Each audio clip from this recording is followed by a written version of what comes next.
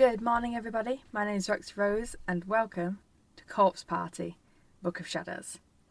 This has quite a brief introduction scene, so I'm going to let this one play through. And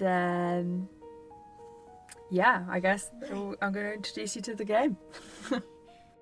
あの子は今日も部屋から一歩も出てきません。相変わらず空想の友達の話をしています。私がそんな子はいないのよって説明すると、見たこともないような恐ろしい形相で、あの子のあんな顔見たこともない。先生、明るくて元気で、お母さん、朗らかだったあの子はどこへ行ったのでしょ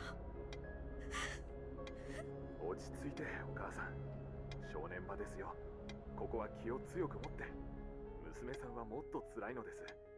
今我々が見放してしまったら、彼女を守ってあげられる人はいなくなる。私も可能な限りバックアップします。一緒に元気なナオミちゃんを取り戻しましょう。はい、ありがとうございます。少し心が落ち着きました。では様子を見てきます。ええ、気をつけて。あまり刺激を与えないように。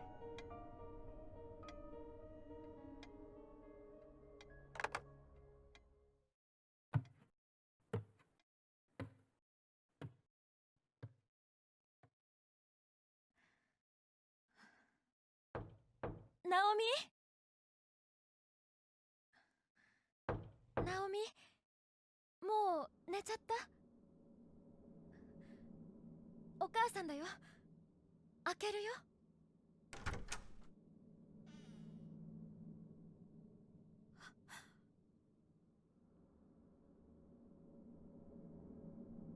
ナオミ、またそこにいるの？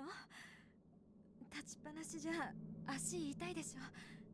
ベッドに座ったら？お母さんね、今日いいことがあったの。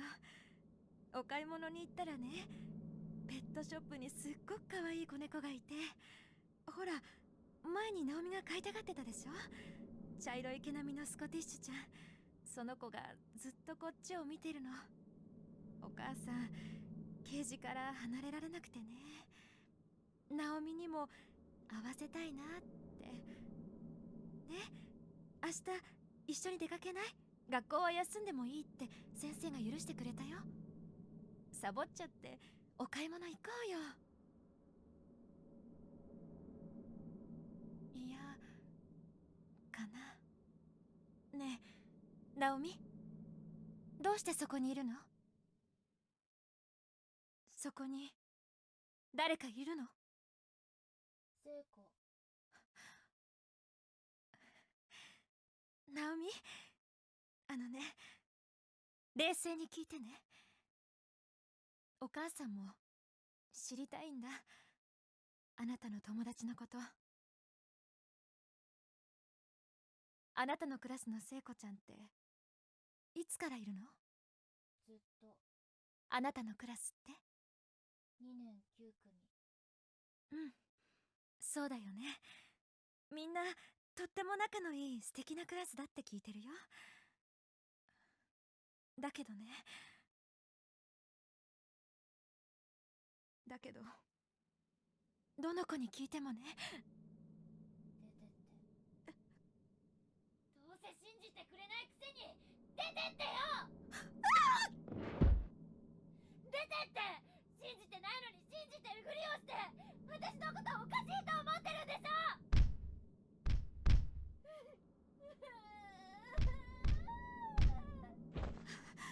ナオミ、手を痛めるよ。やめて。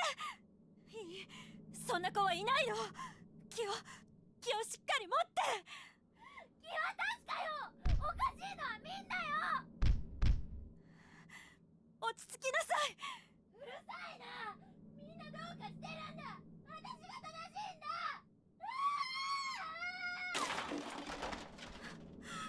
ナオミ、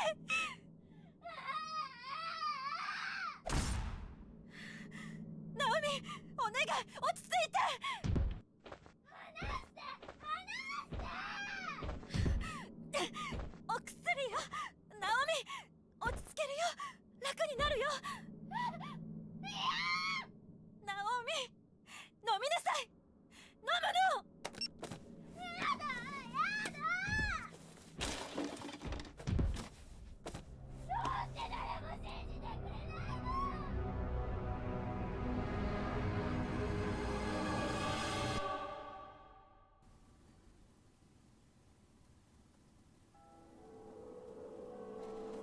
Well, that was interesting. Okay, everyone. As I said, welcome to Corpse Party Book of Shadows. This is kind of... it was a sort of sequel, kind of alternate path, kind of mix of everything. I don't think anyone's really too certain on what Book of Shadows are supposed to be. It's kind of like a mix of everything. I will say Book of Shadows usually bases itself off of how you did on Corpse Party, the original. Unfortunately, I didn't know that. And when Corpse Party, the original for me, crashed and lost all the data, I completely removed it from my computer. So this hasn't got anything to draw off of, which it warned me about in the beginning. So it's going what it's calling the like the common route or the middle ground, which is obviously why Seiko's dead, and there might be a few other characters who don't show up. I'm not sure, because obviously I don't know what the normal route would have been. So we'll have to see. I'm not promising to do regular updates with this one, because I did that with the original Corpse Party and it drove me up the wall. There's so much dialogue in these games that it's like I have to be like seriously committed. But we'll see. I don't know if this is gonna... It should carry on the story, but again it's going to be like a slightly different variant. We might see more of what happened before. But I mean, as you can probably already tell, the graphics for this one are much better than the original Corpse Party. This is the PC version, not the PlayStation version or whatever it was that got updated. So this will at least be more visually pleasing than the other two. We'll just see how I go with this. I'm just going to play it as and when. Quite possibly it'll be like 1 or 2 episodes a month maybe. I'm in no rush for this one. Okay. First thing I want to do is get some of these options down. Okay, so we're just going to get straight into this. We'll start with the first chapter, Seal. I've turned the voice acting off for this one, so it shouldn't interfere. Ah, what lovely weather. I wonder how Ayumi's faring at school today. I hope she's enjoying herself. The spirits seem unusually active again, though. And there's that old sense of unease, too. Same one Ayumi and I used to have been feeling all our lives. God, the font. But stronger than ever. I don't like it one bit. I can sense its presence. It's gotten very, very close. Seen her in the last game? I don't really remember her. But that's preposterous, right? I'm probably just imagining things. Maybe it would be best if I talked with her about it. I only hope nothing bad happens. Book of Shadows.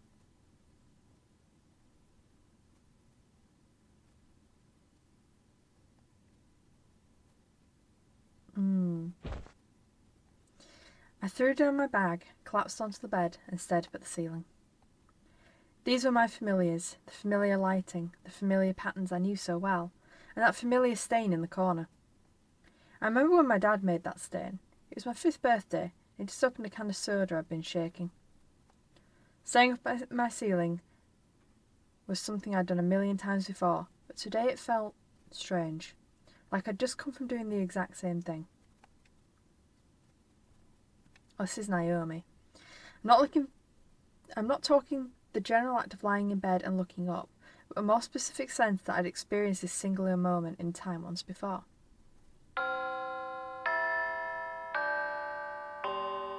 I believe the term you're looking for is déjà vu. Supposedly, déjà vu signifies that a new destiny has just been born within you. So congratulations, Nakashima. You may be a whole new person now. Hee hee. So said the class rep, making light of the situation in her usual creepy way. But maybe she was right. I've been more cognizant of my actions since then. Usually, if I pay too much attention to every little thing I do, I begin obsessing. Then I just give myself a headache and end up calling it quits. But this déjà vu was real, and it was far stronger than it had any right to be. This wasn't your run-of-the-mill spooky feeling. It was all-encompassing.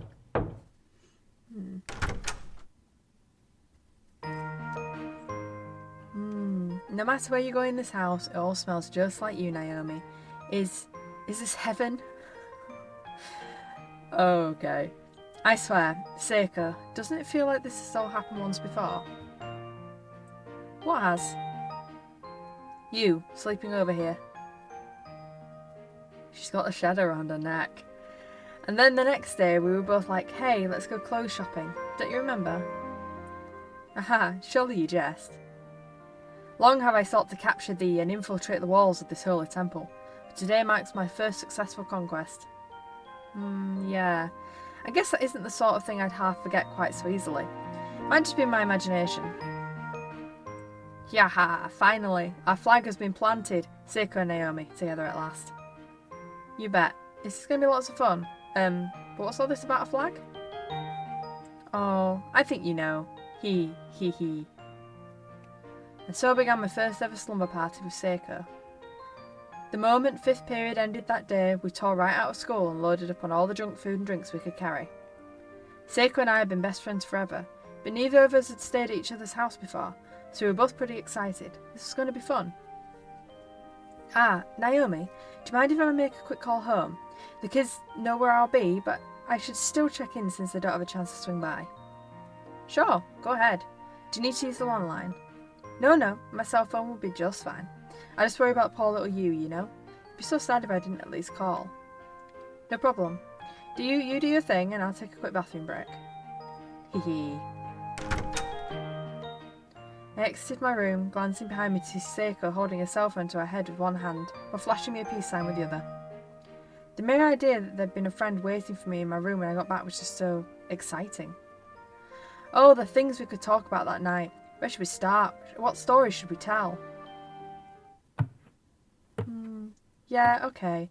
Looks like Dad's going to be late coming home tomorrow. So I head your way after the festival clean-up and all the goodbyes. Then we can get ready for Dad's special surprise together, okay? Yep. Give all my love to the others and make sure you're all tucked in tight tonight so you don't catch colds. Take care, you. Hey, they holding up okay? Sure are. It means I've got nothing to worry about. I can enjoy my time with you to the fullest. Sounds like you're ready to have some fun. And I'll bet you are too. Hee. So, what should we talk about? Anything you'd like. I'm just glad to have this blissful opportunity. Heh. I really can't see why I felt so shy and embarrassed. The two of us were always together after all. Changing the setting from school to my personal space just seemed to bring us a lot closer. I found myself staring at Seiko's face as if studying it. Did she always look like that? This was someone who regarded me as a friend. All kinds of inane thoughts were swimming through my head, and for some reason they were making me really nervous. Hey, you know what we've got? We've got that chocolate soda you bought. Want to try it out? Do I? Just try and stop me. I took out the bottle we purchased and poured its fizzy contents into 2 cups. Had the faintest tinge of chocolate colour, but it was otherwise clear. As it hit the bottom of each cup, that familiar comforting sizzle of carbonic acid rising from liquid echoed forth amidst a froth of bubbles. Well, it's a pretty colour, but what do we do with the rest of it if it sucks? We take it with us into school tomorrow and offer it to everyone. More like we're being real nice, see? Hey, that's a good idea. Alright, here you go, Seiko. Thanks. Okay, let's drink it down on the count of 3. Sounds good. 1, 2, 3. Damn, that's good. Before I knew it, we were up to our old tricks, talking on and on like we always did at school. We smiled and laughed and felt joy at all the same things. Spending this time together, we could each forget all our troubles for a while. This is the kind of friend that comes along only once in a lifetime. I was starting to get really sentimental, and I had no idea why. Certainly couldn't admit it to her, though, or I'd never hear the end of it. I just kept thinking to myself, I really hope Seiko and I can be friends like this, clean into adulthood, for the rest of our lives even. Maybe it was the same weird sense of camaraderie that one tends to feel on overnight field trips. I don't know. Mrs. Nakashima, this food is stupendous. Come on, Naomi, say ah. Ah? Hee. Thank you. You two certainly are close, aren't you? I've heard so much about you, Shinohara, that I felt I simply had to meet you one of these days. Oh, Naomi's been talking about me, has she? Oh, all the time. During meals, you were always a hot topic around here. She never fails to have some story about where you two went or what you did. Oh ho ho, so I've been accepted in by the family then. My tears of joy overflow at the prospect. I must be red as a beet right now. Seiko? Oh, and it's not just you. Naomi also loves talking about that Satoshi Machida boy. Whenever he comes up, she just gets so excited. I think she likes... Mum? Ixnay on the Satoshi Seike. Heh, sorry dear. Oh, don't worry. I know all about her feelings towards her beloved Machida. Naomi might seem like a strong girl, but she's really quite a shy one. Seiko, stop. Just stop. Well, you're certainly well informed. What say you and I have a girls' night out sometime? I treat you to something good, and in return you tell me everything you know about Naomi from school. It would be an honour and a privilege, Mrs. Nakashima. Hey, come on now. Well, then have you two gotten sufficiently stuffed? I've drawn a bath, so you should head in while the water's still warm. I assume you'll be okay going in together since you're both girls, no? Damn straight. My flag is firmly planted now. The day's totally won. Huh? What are you talking about? Are we really going to bathe together? And seriously, what's all this flag business? Never mind that. Just come on. Miss Nakashima, we're going to borrow your bathroom. Roger that. Make sure you two get nice and warm. Please don't be something that I can't show on YouTube. Seiko and I removed the lapels from our school uniform on the way to the bathroom dressing area. I still felt a little uncomfortable, so I suggested we bathe separately after all. Seiko just mumbled that resistance is futile. I set about taking my clothes off. With only a few swift movements, she had my whole outer uniform stripped away in no time at all. She's a bona fide pro. A real expert at taking people's clothes off. Disturbingly well practiced. She's got younger kids. Yeah. Hot. Younger siblings even. From what I remember. Oof, no kidding. Hot water at your house doesn't mess around. Yeah, Mum likes to run the world's hottest baths. I keep telling her that when you're soaking. Lower temperatures are better. She never listens. Oh well. Achoo. What's this? Is your body feeling chilled? Well then, take this. You're going to catch a cold if you're not careful. You've got to be quicker at taking off your clothes, Naomi. Come on, don't be shy. Here, look this way. Seiko had such a dumb, self-satisfied expression on her face as she scooped up water in the basin and dumped it over our heads. I think you're unshy enough for the both of us. I mean, you're the one who tore off all my clothes like they were paper. Well, I do bathe my little brothers every day, so I've gotten pretty good at speed stripping other people. Ah, okay, that makes sense, actually. Anyway, you need to loosen up. Let's take this opportunity to deepen our friendship. Yes, you've thoroughly broken me out of my shell. Now, how about I wash your back? Have a seat. Oh ho, yes please. This is something that is just unique to Japan, is this? I'm sure. I lathered up a brand new silk towel with my body soap and began washing Seiko's back, marvelling at her perfect complexion. I never noticed before just what a classic beauty she was. I brought this special just for you, so I hope you're enjoying it. How's it feel? Yeah, that's it, right there. And that's when all language broke down and the sounds emanating in the bathroom began resembling strange animalistic cries rather than human speech. Cut it out, you sound demented. Rah. Just a little further up, please. Here? Yeah, right there. I made you itchy, I'll bet. Alright, hold still. It didn't take long for Seiko's back to become completely enveloped in soap suds, but I could still detect a reaction to my every touch. Naomi is a certain kind of dense. Don't tell me you're ticklish. Yes, the secret's out. I'm really, really ticklish. Well, in that case, it's a thorough washing you shall get. Wait, so you're on the offensive today, are you? Wait, stop. What was that? I couldn't hear you over the sound of my furious fingerwork. I was on, for sure. and nothing was going to stop me from giving Seiko's back the full treatment.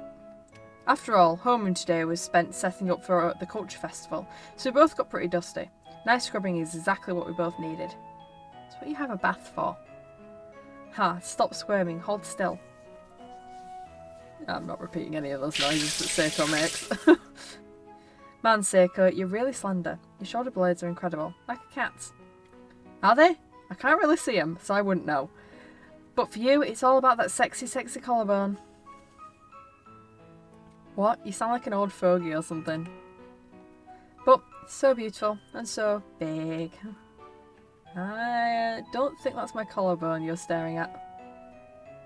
As I gazed at Seiko, staring at my chest with the hungry eyes, I suddenly had another flash of deja vu, an uncomfortable one. My eyes drifted to her neck. There was some sort of mark there, a bruise that wrapped all the way around. Seiko, what happened to your neck? Did you scratch yourself or something? Something there? It's pretty faint, but there's a red mark.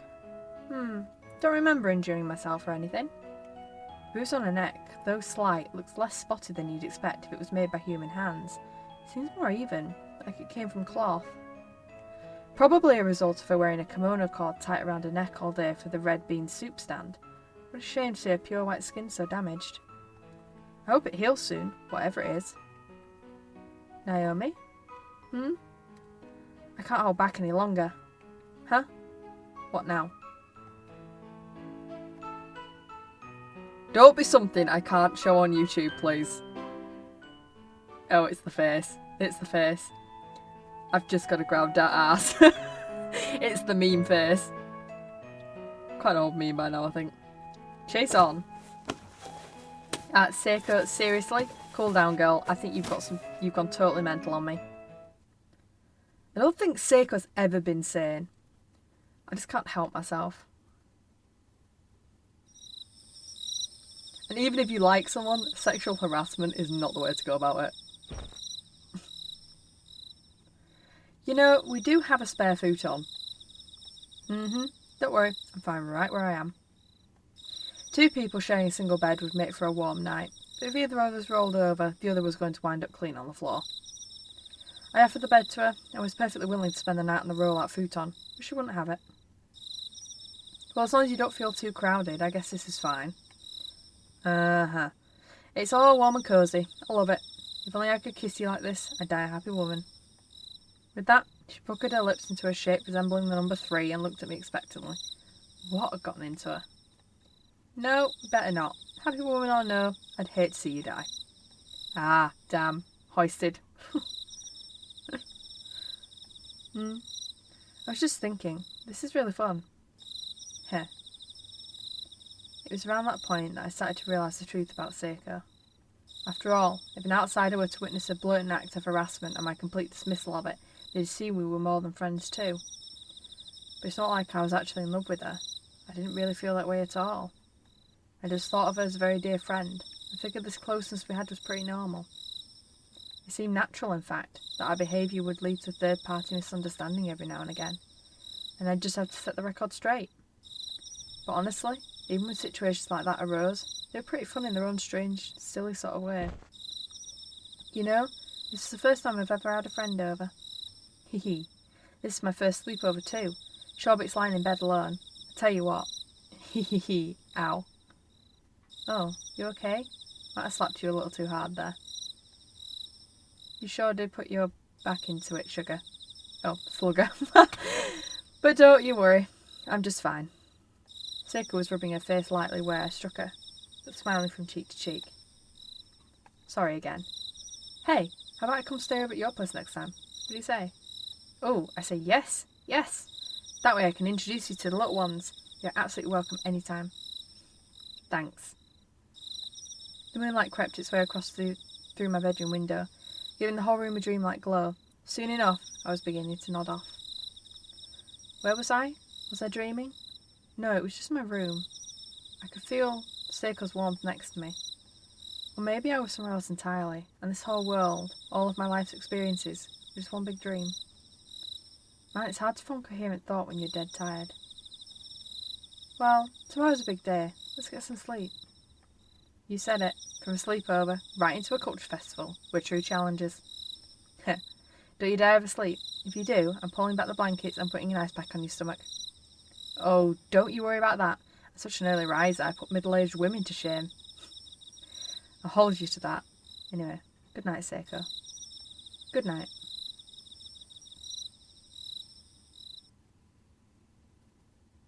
Wow, that was quick. Seiko must have been exhausted. I could hear calm, telltale grunts and rhythmic breathing, signifying she was out cold. It was contagious. I couldn't get over just how much warmth her body was generating. The previous night was so cold. This was perfect. She's like a hot water bottle. So warm. Whoa, you're awake? I can hear your voice, even from the deepest sleep, Naomi. You've experienced that before class, remember? Is that some kind of ESP or something? Wait, you were sleeping during class? That's not good. Hey, I have a question. In the future, even after you get married, will you still spend time with me like this? What? Of course I will. Talk about a bolt from the blue. For true? For true. I mean, we're friends, you know. Through thick and thin. We always will be. Thanks.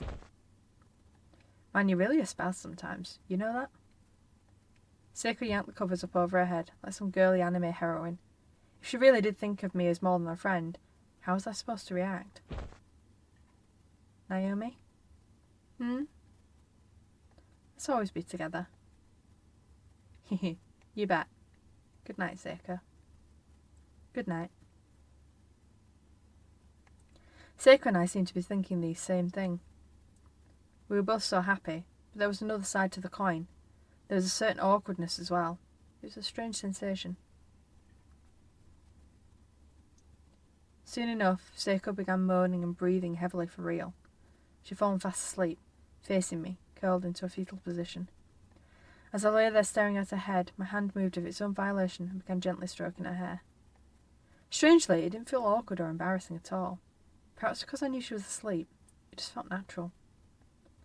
I slid my hand more towards her back and continued rubbing her head gently, like a mother would her child's. See, you shouldn't really give people those kind of signals, especially if you don't feel the same way about them. What a lovely round shape her head was, perfectly round. I just kept stroking her hair, thinking about this and that. Suddenly, she clung to me and buried her face in my chest. Was she still half awake? Heh, what a strange scene this was. But just for tonight, I was willing to let it slide. There, good girl, good girl.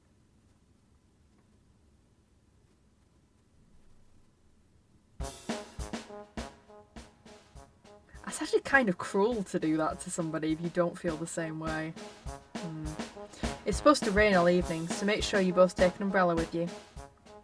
Got it? Ah, thanks for the loaner.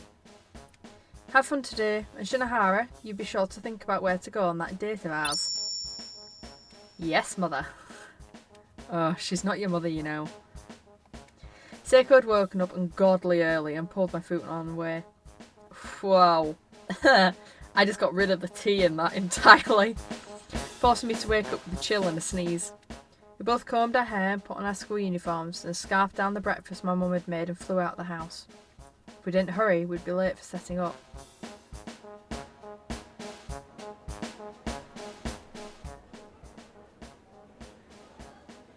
Oh, things are looking pretty grand this year too. Yeah, it's really coming together. But I forgot.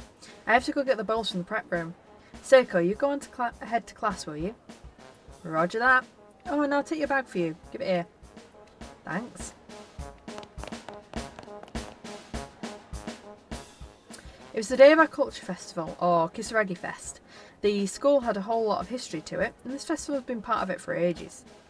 Every student in the junior and senior high alike was busy getting ready for the festivities, which were due to start in around 30 minutes. Wondered if I had any extra time afterwards to go check out other classes' projects. We'd previously washed the bowls we were planning to use and laid them out in the home ec prep room. With these bowls in hand, I proceeded towards class 2-9. I climbed the usual staircase and headed towards the usual room, stepping carefully so I wouldn't drop any dishes. The plan this year was to host a red bean soup restaurant. could smell the sweet red bean paste more and more clearly with every step I took. Can't say that's anything I've ever actually tried. I'd eaten so much food at breakfast, but here we had even more rearing its head. But when it comes to sweets, I say bring it on. Oh, so red bean is a sweet. Honestly, I've never had it. Morning everyone, these look like there'll be enough bowls for the day, don't you think? Good morning. Ah, morning.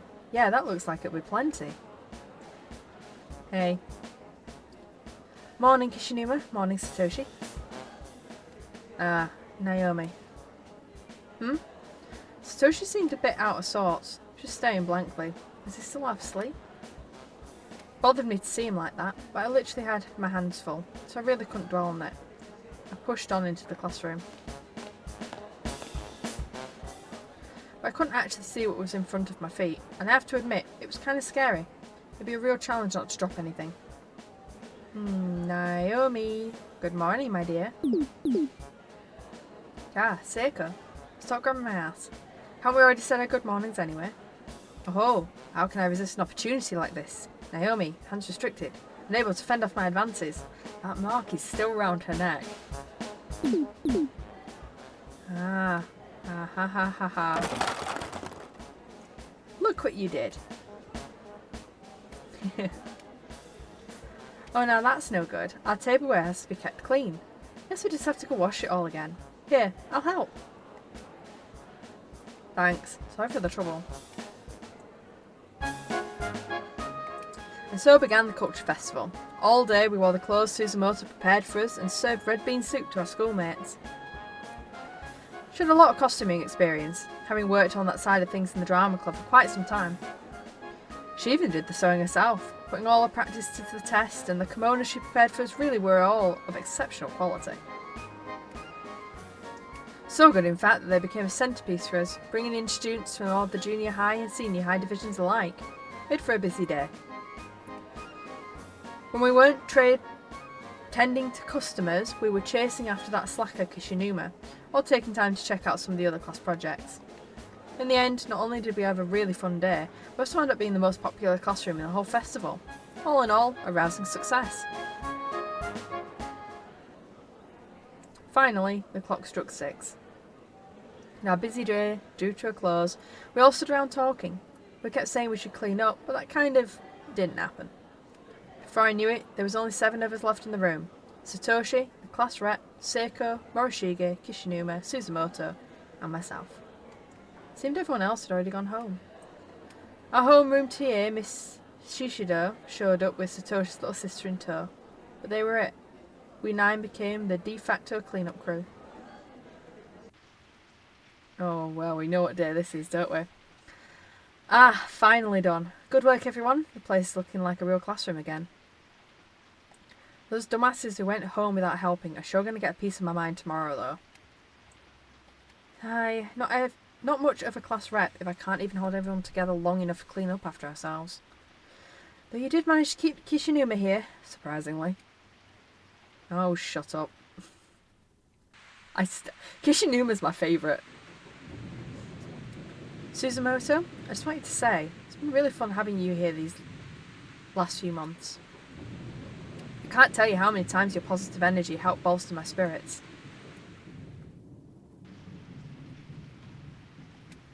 Always remember that you're loved and respected. We may not have said much to that effect, but we've all been watching you blossom here. I lent a hand where I could and did my best to help guide you, but ultimately, you walked your own path and have become a fine young woman. Miss Yui, it takes a special person to achieve what you've done without even realising it. It's been an honour to serve as your homeroom TA. I wish you all the best at your new school.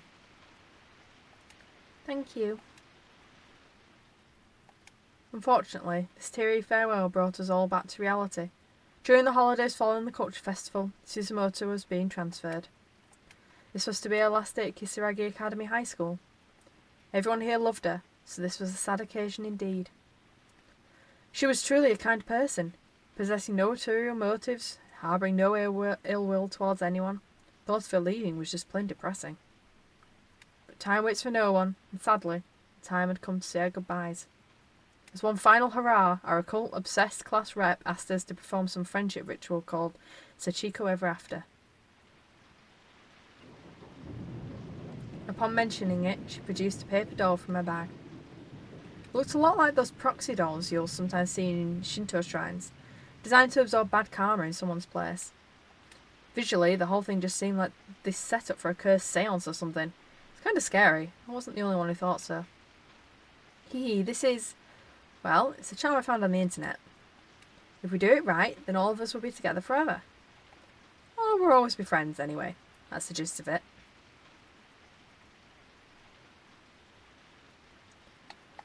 Interesting. So, how does it work? No. Don't do this. Seriously, don't do this. It's dangerous. Our lives are on the line. Satoshi. Don't you think that's going a bit overboard?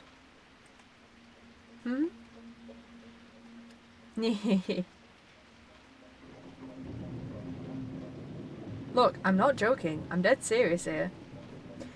Here's the thing, if you want to dissuade someone from doing something, this is not how you go about it. Satoshi had always been easily spooked, and in true form he was pleading for his life that we stop what we were doing. It didn't sound that scary though. Yeah, if you overblow it, then no one will believe you. Don't worry, Machida, this isn't my usual creepy fare. Gotta say, it's rare to see you get this worked up. In the end, 8 of us proceeded with the ritual as planned, while Satoshi sat it out off to the side, tears in his eyes. Kind of felt bad for him. But this was for Suzumoto. We all wanted to give her the best possible send-off, so all I could really do was silently wonder what had gotten into him. Please, I'm begging you, stop this. Don't go through with it. Why won't anyone listen to me? He's really serious. Like, as serious as I've ever seen him. What is it, Satoshi? What is it that has you so worried? It's a time loop. This has happened before. All of this. I remember it. What's coming next is worse than you can possibly imagine. Sorry, but I'm through trying to convince you. Just be a good boy and wait for us to finish, okay? A time loop? Is he experiencing deja vu like me? Is this some new destiny being born inside of him? Like the class rep said before? Come to think of it, this does feel a little familiar. This room, this atmosphere, this charm. I obediently dug my nails into the paper doll, but all the while I was frantically foraging through my memories, trying to figure out what I was missing. We're going to pull on it until it rips apart into 9 pieces, okay? On the count of 3.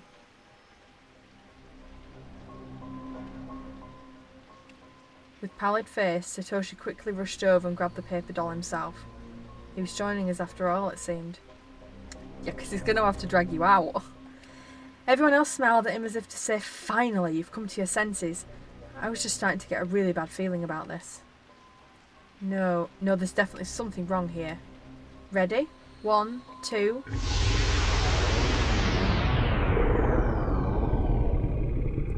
He warned you. Right. So Book of Shadows is the time loop. Okay, I'm beginning to understand. No. As soon as I reached the hallway, I fell to my knees with a thud. Gag, cough. No. What was that? A person? It was pitch black, but I swear it was shaped like a person. The school infirmary door hung open near me, and in my panicked state, I swore I'd seen a black shadowy figure within it. No.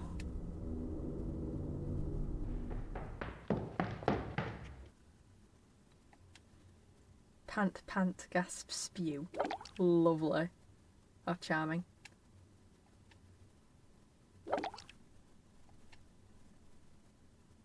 Ugh. My mind had been completely overtaken with fear. What was that? What just happened? That dark misty entity came towards me, entered my body from every orifice, came through my ears, my mouth. I felt an enormous lump in my throat, blocking the flow of air into my lungs and momentarily teetering me on the brink of unconsciousness. I was almost killed. It felt as if a cold hand reached into my body and grabbed hold of my life's energy, turning all of my internal organs inside out, leaving me for dead. My stomach was churning, my bowels were on fire, and my legs were all twisted around themselves. Can pressure alone disrupt the human body this much?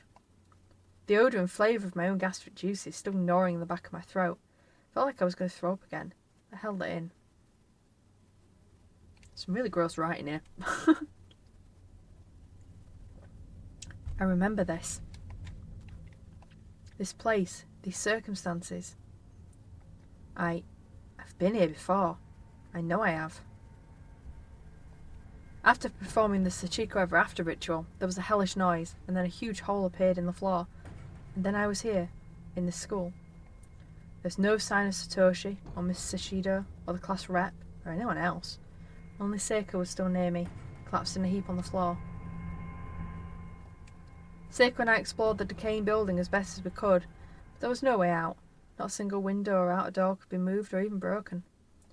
Just as our last shreds of hope had begun to vanish, we suddenly heard Satoshi's little sister, Yuka, cry out from somewhere just out of sight.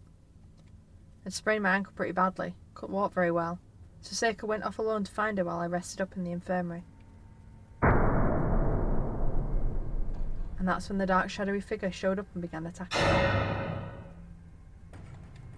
Pant, pant, pant. I was scared, so scared, so scared, so scared, so very scared. My teeth were chattering, my lips were quivering. It was as if they had a mind of their own. Why would she leave me alone like that? I told her I'd go with her to look for Yuka, so why? Why did she leave me behind? Was I going to slow her down? Was I going to get in her way?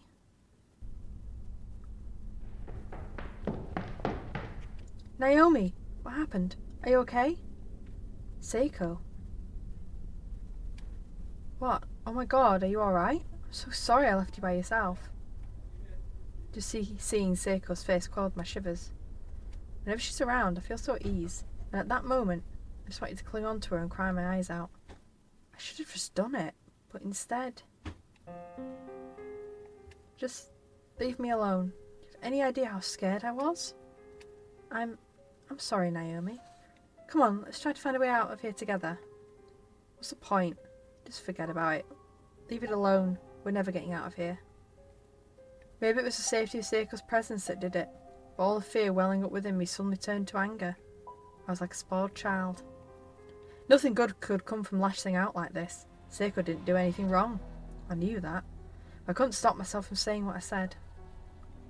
She's genuinely concerned about me, and I'd sworn to myself I'd protect her, but my sense of reason was fighting a losing battle. You realise we've gone missing, right? How do you think my mother's going to feel? She's going to be worried sick about me, and there's nothing I can do. Naomi, please don't say things like this. It's going to be alright. Like hell it is. She's going to keep searching for me until I finally come home. And she has work, you know? This whole situation, it's not right. As long as I'm here, I'm nothing but a nuisance to her. I'm a terrible daughter. And we're just going to die here anyway. So all that time she spends looking for me will be wasted. By this time, my mind has been completely overtaken. I wasn't myself anymore. I was running on autopilot, horrified by the words coming out of my mouth. No, I know how this ends. You're wrong. Families aren't like that. It won't be a nuisance. It won't be a burden, and you're not terrible. I don't know exactly how to say this, but when there are loved ones involved, you'll do anything for them. There it was again. Deja vu. Everything was falling into place. I knew what was going to happen. I knew what fate had in store if we continued down this road. But I guess I can see where you're coming from. Your mother is a really kind person. The last thing you'd want to do is worry her. That's why we need to make sure that doesn't happen. Right, Naomi? We need to get back home. I don't know how it is for you and your family, but normal people don't work that way. No, it's happening. Seiko's going to get hanged. She's going to die. I have to apologise. No. I don't want you, of all people, to speak to me like that. Please, Naomi, tell me that's not how you really feel. Seiko. If I didn't say something to calm her down, Seiko would run off, and I knew she couldn't be by herself right now. So I pulled myself together and tried to apologise to her. But the words... Seiko, I'm so... Oh. The words wouldn't come. As soon as I tried to form them, something was caught itself in my throat. I found myself unable to breathe and doubled over in a fit. Naomi? Are you okay? Wheeze, wheeze, hack. I'm sorry, Naomi. If I'm bothering you, I'll go. I hate to leave your side, but if that's what you want, I won't argue. Seiko. That is not a normal reaction to watching your friend fall over in a coughing fit. Wait! Seiko ran off into the distance, her figure growing smaller and darker until it vanished altogether. I knew I'd made an awful, irreversible mistake. Gag. That sense of dread I'd felt moments before had come back with full force. I could sense a malevolence within me, an outside hand that made me lash out at Seiko. It felt like something was in my mouth. I had no idea what. There was definitely something in there. I stuck my finger in and tried to dig it out. Ah! My finger found something and pulled, and out from my throat came large clumps of long black hair. Ugh, that's kind of gross. I just kept pulling and pulling. I couldn't believe how much there was. The strands stretched all the way from my stomach to my esophagus and into my hands, and even then, there was still more to pull. The motion was unnatural, creating a repulsive, sickening sensation on my tonsils. I felt like I was going to throw up again. Ugh. Where the hell did all this hair come from? Is this all stuck in my throat? Ah! It was only a faint notion before, but now I was certain. I was remembering some future event. I didn't know why or how, but I was repeating time. Am I just not allowed to apologise? I could feel a dark will guiding me. Someone or something wanted Seiko to be killed in this timeline as well. I wasn't going to let it happen. Not without a fight.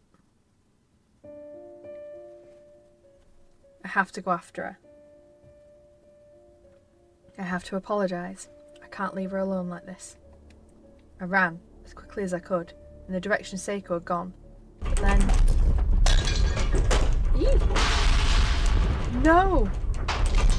A fierce earthquake began shaking the building. It was so violent, I couldn't even stay standing. I crouched on the ground, waiting for it to pass. Everything was moving. There were sounds of objects cracking and breaking all around me. Glass was shattering. Ceiling tiles were raining down upon me. I was scared for my life. So scared. So very, very afraid. I was certain I was going to die. Maybe a big chunk of ceiling would fall on me. Or the floor would open up at my feet and swallow me whole. I kept wondering how it was going to end. Was I going to be crushed? How badly would it hurt? How long would it go on before I finally died? My head was swimming with all kinds of worst case scenarios, and my body just remained motionless on the ground. I never felt so helpless before. I didn't even care. I'd take any release I could get, just make it stop. There was no release for me. All I could do was curl up in a ball and pray.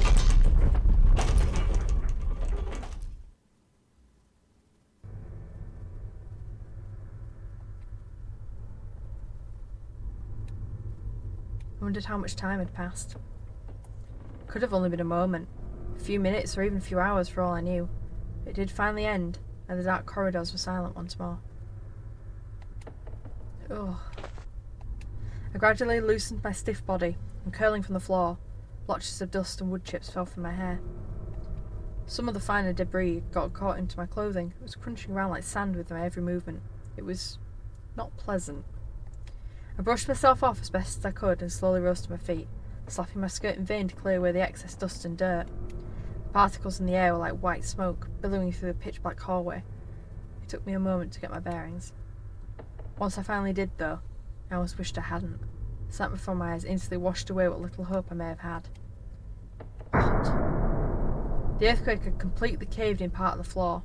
It was no longer possible to continue down this hall, no longer possible to trail Seiko. If I'd been cowering from the quake only a few feet ahead, I'd be dead for sure, swallowed up into whatever hell lay down there. knelt down by the edge of the hole and peered within.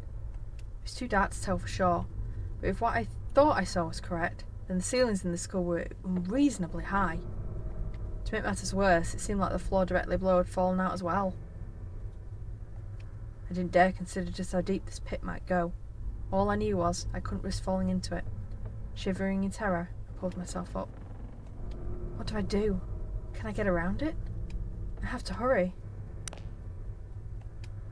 I definitely had to hurry, but if I didn't, Seiko would commit suicide. There was still time. I was determined not to let it happen. No matter what, I was going to save her. I was going to change her horrible fate.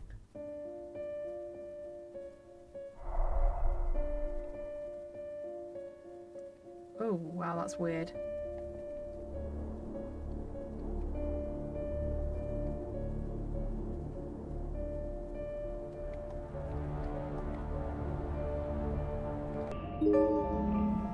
Oh. I see. It's visual novel style. Okay. It's completely different from the first game. I don't like this place. The infirmary was where I'd been attacked. I didn't want to stay in there any longer than I had to. The horrible sensation of my body being overcome by that hair-like mist was something I never hoped to experience again as long as I lived.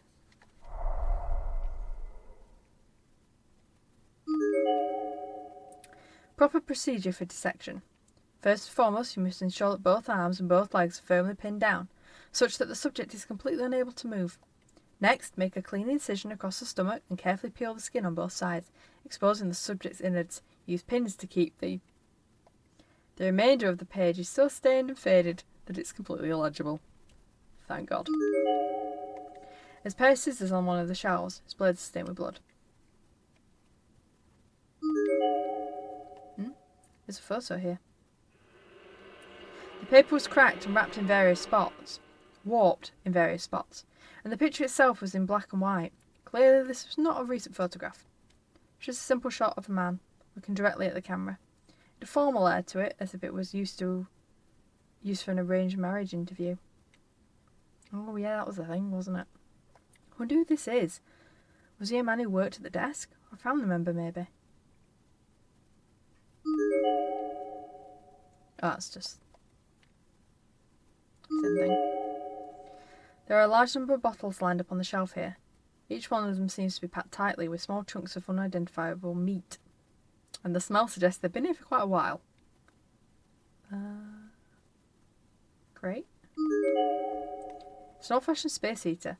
It's so full of ash that it's probably never light again. Okay. All things considered, there's surprisingly little dust on these beds. There's nothing under them, is there? No, there isn't. Good. Huh. Okay. Not sure about the fact that I can look at the ceiling and everything.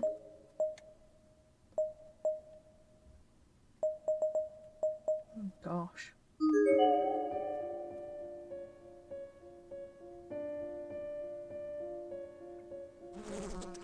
Oh.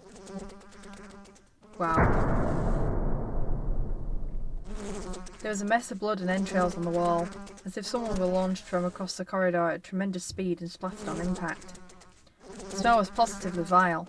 Seiko had commented on it before, but it was really hitting me now. Every breath I took was triggering my gag reflex. That fly is so irritating. Oh, it was all I could do not to vomit again.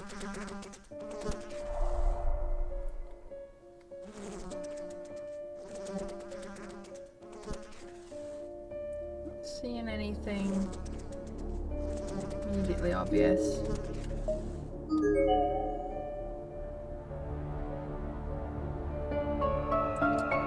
The door to the science lab is frozen in place, as if it's just decoration on the wall. It can't be opened. Sweet, okay. That's that one, yeah? Yeah. Preempted my search. Not sure how happy I am about the fact that I can look upwards. That's just like freaky. Oh wow! Oh, it crosses it off the the map if I can't get to it. That's handy. As I wandered through the darkened corridors, every hair on my body was standing at attention. I had goosebumps from head to toe. I felt like a fog of uneasiness was swirling around me with each step I took. And that fog was growing thicker and thicker, to such an extent I began fearing the darkness might swallow me whole, and I'd cease to exist. I feel my sanity slipping away. I didn't know how much longer it would hold out, and I was starting to lose patience. I just wanted to get it over with. Fear was like a slime covering my entire being. No matter how much I wiped, it was only swishing it around. It wouldn't come off. It was stuck fast. I walked around aimlessly, calling out Seiko's name. By doing so, I think I was able to dull my senses and just barely maintain my grip on reality. Seiko, where are you? Please answer me. I wasn't thinking straight. I want to apologise. Up ahead, I saw a light glinting off something.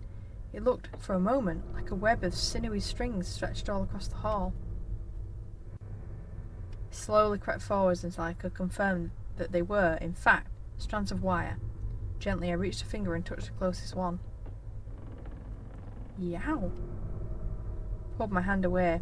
Looking down at it, there was now a very fine, clean slice right on the tip of my finger.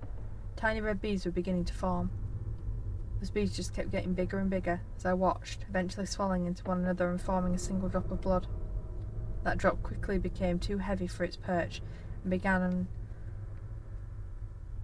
I think that should say winding, its way down my hand towards my wrist, because wending is not a word. Piano wire? No, it's a little different. I couldn't believe it cut so deeply from just that one faint touch. Had it been sharpened? It really stung. I hadn't noticed these wires strung across the hall and just kept walking. I should have think what might have happened. Death not from malevolent spirits, but from a mere booby trap. Who could have done this? There was definitely a planned malice behind it. I sensed an ill will in the air and began to tremble. Was someone watching me, even at that very moment? Was someone just waiting for me to fall into their trap and die so they could gloat about it? Is someone there? Hey! It's like an unconscious shout. I couldn't control myself. I was scared. And whoever did this was heartless. I couldn't just let it go. Stop this, please. You're scaring me. Don't do these awful things to people. A bevy of negative emotions began swimming through my head. I suddenly realised I was crying. And I knew that this corridor, with its web of razor-sharp piano wire, was effectively impassable. At least, for the moment. I need to find some way to cut these wires. Or some means of disabling the trap at any rate. I decided to go back the way I came and search the rest of the school for answers.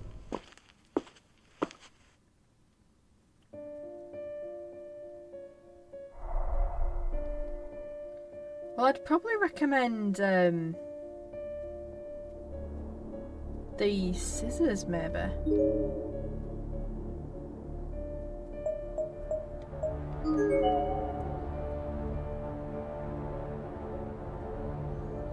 Okay, so it'll stop me if there's anything I really need to grab. The scissors on one of the child's place stained with blood. No, I thought I was being clever. Obviously not.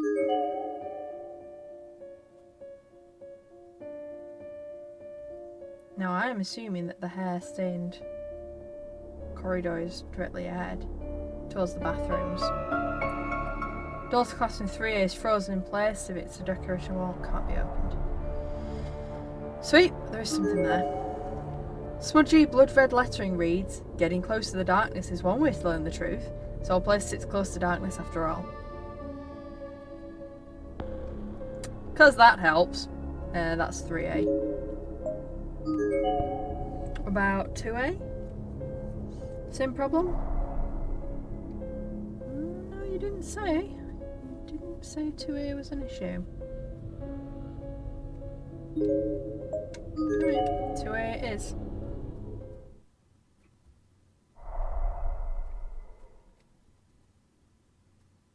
That's ominous.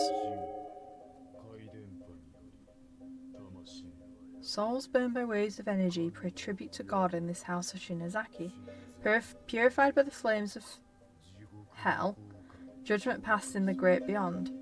It says Heil, but I think it's meant to be hell. The following words were scrawled on the blackboard. Your friend is a traitor. You're going to be killed. Run. This shouldn't have been in there. It wasn't on the board when I first got here with Seiko. Somebody had to have written it recently. But why? To create a rift in our friendship? I didn't know if it was a person or a ghost who did this, but whoever it was a terrible thing to do. This was all really starting to get to me. Is somebody in here? Stop harassing me, whoever you are. I can't take this anymore. I just can't.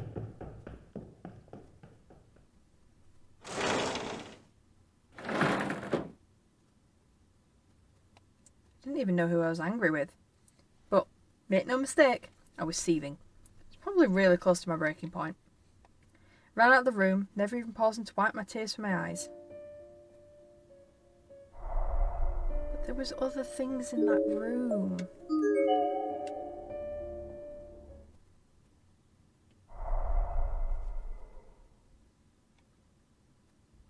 So I won't click on the thing on the wall. Was there not? I thought it was paper on the floor. Obviously it's not. What do I know? Obviously nothing.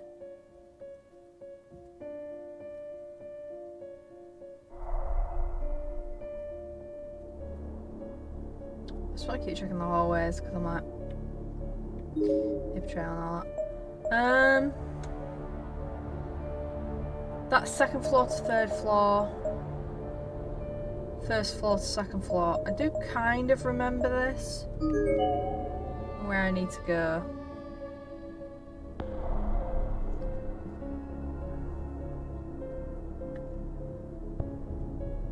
I know it wants me to go save Seiko, but I'm not entirely certain I've pressed the right choice at the start. I think I should have said nothing, but... Oh, it's more piano wire. There's yet another piece of piano wire in this room, seemingly razor sharp like the others, but only one. I could avoid it easily with some care.